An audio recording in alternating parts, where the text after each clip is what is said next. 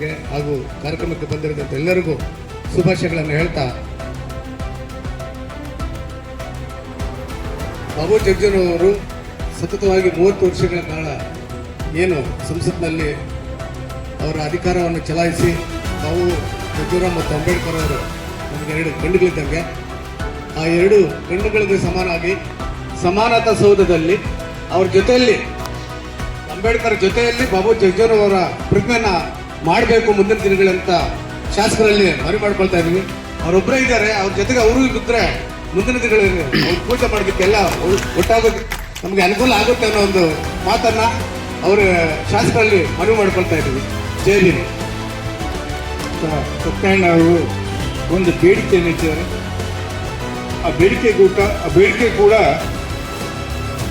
ನಿಜವಾಗೂ ಕೂಡ ಸಮಯೋಚಿತ ಮತ್ತು ಉತ್ತಮ ಸೂಚನೆ ಅಂತ ನಾನು ಭಾವಿಸಿದ್ದೀನಿ. ಖಂಡಿತವಾಗಿ ಮುಂದಿನ ದಿನಗಳಲ್ಲಿ ಬಾಬು ಜಗಜೀವನ್ ಅವರ ಪ್ರತಿಭೆಯನ್ನು ಕೂಡ ಅವ್ರು ಹೇಳ್ದಂಗೆ ನಮ್ಮ ದೇಶದಲ್ಲಿ ಸಮಾನತೆಗೆ ಹೋರಾಡಿದಂಥ 2 ಬೃಹತ್ ಶಕ್ತಿಗಳು ಒಟ್ಟೊಟ್ಟಿಗೆ ಇರೋದು ನೋಡೋಕ್ಕೆ ಚಂದ, 2 ಕಣ್ಣುಗಳಿದ್ದಂಗೆ. ಖಂಡಿತವಾಗಿ ಅವ್ರು ಹೇಳಿದ್ದ ಅಂತ ಒಂದು ಸೂಚನೆ ಸಲಹೆಯನ್ನು ಖಂಡಿತ ನಾನು ಈಡೇರಿಸ್ಕೊಡೋಕೆ ಬದ್ಧವಾಗಿದ್ದೀನಿ ಅಂತ ಹೇಳಿ ನನ್ನ ಈ ಮೂಲಕ ತಮಗೆಲ್ಲ ಭರವಸೆ ಕೊಡ್ತೀನಿ. ಎಲ್ಲರಿಗೂ ನಮಸ್ಕಾರ.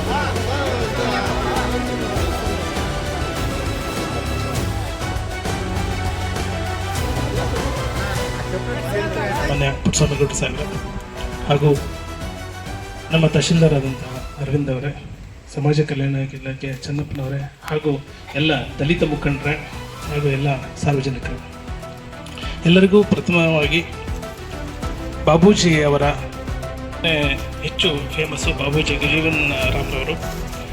ಅವರು ಮಾನ್ಯ ತಹಶೀಲ್ದಾರ್ ಅವರು ಅವರ ವಸ್ತುಸ್ಥಿತಿ ಎಲ್ಲದೂ ಹೇಳಿದ್ದಾರೆ. ಅವರು ಮೊದಲ ಕಾರ್ಮಿಕ ಸಚಿವರಾಗಿದ್ದರು ಹಾಗೂ ಡಿಫೆನ್ಸಲ್ಲಿ 1971 ಸಂದರ್ಭದಲ್ಲಿ ಡಿಫೆನ್ಸನ್ನು ಹೇಗೆ ಹ್ಯಾಂಡಲ್ ಮಾಡಿದರು.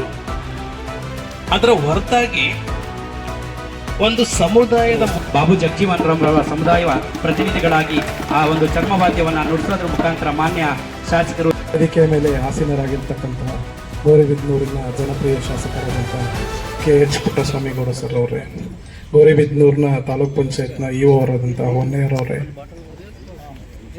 ಸೋಷಿಯಲ್ ವೆಲ್ಫೇರ್ ಡಿಪಾರ್ಟ್ಮೆಂಟ್ನ AD ಅವರಾದಂತಹ ಚನ್ನಪ್ಪರವರೇ, ಮತ್ತು ವೇದಿಕೆ ಮುಂಭಾಗದಲ್ಲಿರ್ತಕ್ಕಂತಹ ಎಲ್ಲ ಗೌರಿಬಿದನೂರಿನ ಬಂಧು ಮಿತ್ರರೇ, ಎಲ್ಲರಿಗೂ ಬಾಬು ಜಗಜೀವನ್ ರಾಮ್ ಜಯಂತಿಯ ಶುಭಾಶಯಗಳನ್ನು ಕೋರ್ತಾ ಅಂತ ತೋರಿಸಿಕೊಟ್ಟವರು ಬಾಬೂಜಿಯವರು. ಈ ಬಾಬೂಜಿಯವರ ದಿನಾಚರಣೆಯನ್ನ ನಾವು ಸಮಾನತಾ ದಿನಾಚರಣೆ ಅಂತಲೂ ಕರಿತೀವಿ. ಅಂದ್ರೆ ಸಮಾನತೆಗಾಗಿ ಹೋರಾಡಿದ ಮುಂಚೂಣಿ ನಾಯಕರಲ್ಲಿ ಇವರು ಸಹ ಒಬ್ರು.